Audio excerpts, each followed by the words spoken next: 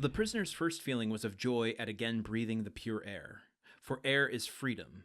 But he soon sighed, for he passed before La Réserve, where he had that morning been so happy, and now through the open windows came the laughter and revelry of a ball. Dante folded his hands, raised his eyes to heaven, and prayed fervently. The boat continued her voyage. They had passed the Tête de Mort, were now off the Anse du Pharo, and about to double the battery. This maneuver was incomprehensible to Dante. "Whither are you taking me?" asked he. "You'll know soon." "But still, we are forbidden to give you any explanation." Dante, trained in discipline, knew that nothing would be more absurd than to question subordinates, who were forbidden to reply, and so he remained silent. The most vague and wild thoughts passed through his mind. The boat they were in could not make a long voyage. There was no vessel at anchor outside the harbor. He thought, perhaps, that they were going to leave him on some distant point. He was not bound, nor had they made any attempt to handcuff him. This seemed a good augury. Besides, had not the deputy, who had been so kind to him, told him that provided he did not pronounce the dreaded name of Noirtier, he had nothing to apprehend? Had not Villefort, in his presence, destroyed that fatal letter, the only proof against him? More of just that mounting tension from yesterday, and Dante now his boat knowledge coming into play here as his mind is spiraling and trying to assess the situation. He's like, now hold on, you said you're gonna set me free, and maybe you are, but he's going through this denial phase. Like, okay, you're gonna set me free, but you're gonna kick me off on the shore of somewhere else, some distant place away from you. And he's using his skills as a captain to kind of assess the ship. He's like, well, now the ship isn't meant for long-term travel, so that means it's just a temporary, like a shuttle. It's shuttling me from one place to another. More than anything, I think it's just Dante's confusion and the potential danger surrounding him, considering the brusqueness, the inconsiderateness that these officers transporting him seem to have. If I were Dante, I would also be kind of questioning the situation. So here's a Dumas fact for you. Listen, I'm not going to get into the sordid nature of historical figures.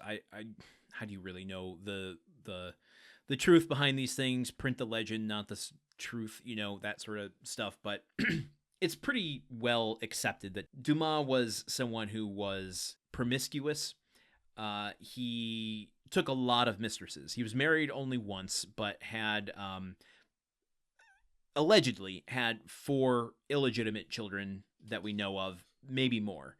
Because there was one day I was just like, oh, interesting. 1844, that's not that long ago. Yeah, I mean, it's 150 years, but that's not enough for an entire bloodline to be severed. So are there people still related to Dumas around today, and are any of them overseeing his estate?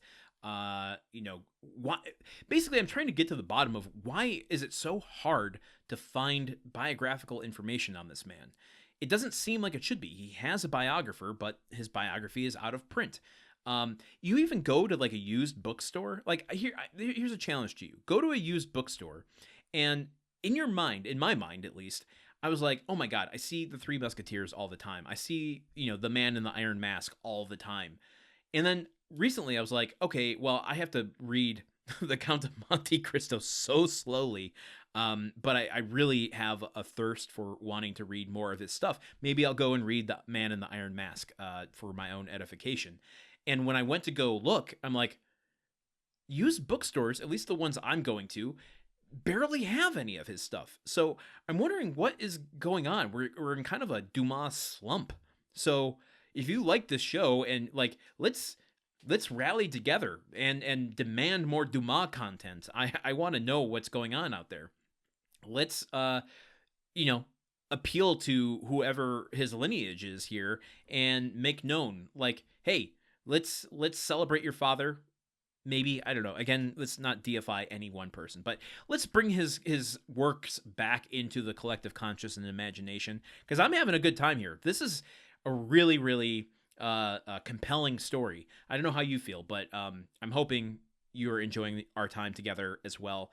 I want to know more about Dumas. I want more Dumas facts. I want more Dumas bios. I want more of his books out there. Let's work together, make it happen. Okay, sorry, this is a tangent for this episode. Let's get back on track talking about chapter 8. And I just, I'm very anxious in this chapter, so I wanted a distraction. Let's get back to it. Tomorrow, I'll see you here. Okay, goodbye. The Countdown of Monte Cristo is part of the Gruntwork Podcast Network. This show is produced, edited, and hosted by Landon Solano. The original text of The Count of Monte Cristo by Alexander Dumas. Theme song by Magic Solo. If you want to support the show and others like it, visit patreon.com/gruntworkpod. Thank you for listening. See you tomorrow.